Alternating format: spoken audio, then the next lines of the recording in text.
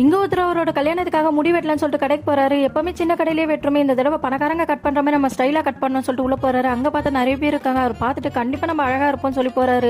அங்க போனதுமே என்ன சார் வேணும்னு நாங்க முடி வெட்டணும் அப்படின்னு சொல்லுமே அப்பாயின்மெண்ட் கொடுத்து 5 நிமிஷம் வெயிட் பண்ணுங்க சார், உங்களுக்கான ஆள் வருவாங்கன்னு சொல்றாங்க. அவரும் போய் வெயிட் பண்றாங்க. இப்போ ஒரு லேடி வந்து அவரோட முடியெல்லாம் டச் பண்ணி பார்த்துட்டு என்ன இப்படிலாம் ஆயிலியா இருக்கு, என்ன நீங்க யூஸ் பண்றீங்க அப்படின்னு சொல்லி கேக்குறாங்க.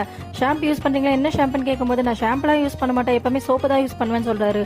உடனே அவங்களும் அட்வைஸ் கொடுக்குறாங்க, இந்த மாதிரிலாம் யூஸ் பண்ணக்கூடாது, நாங்க சொல்ற மாதிரி நீங்க ஃபாலோ பண்ணணும்னு சொல்றாங்க.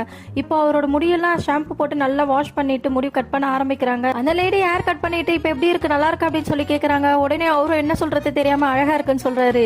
இப்ப அந்த லேடி போனதுமே அவரோட கையெல்லாம் அந்த முடி அமைக்க பாக்குறாரு. பார்த்தா அவர் எப்படி வந்தாரோ அதே மாதிரி ஹேர் ஸ்டைல் தான் இருக்கு. பே பண்ணலன்னு சொல்லிட்டு கவுண்டருக்கு போய் எவ்வளவுன்னு கேக்குறாரு. 950 ரூபா. நாங்க உடனே அவருக்கு கோவம் வந்துட்டு, என்னது 950 ரூபாவா, இது ஒரு ஹேர் ஸ்டைல்னு சொல்லிட்டு 950 ரூபாவா, நான் வந்த ஹேர் ஸ்டைல் மாதிரி தான் இருக்கு, நீங்க என்னத்தை வெட்டி இருக்கீங்க அப்படின்னு சொல்லிட்டு அவர் மனசுக்குள்ளேயே அவங்களை திட்டுற மாதிரி கணக்கு காட்டுறாரு. ஆனா அவரால் திட்ட முடியாம அந்த பே பண்ணிட்டு வந்துடுறாரு.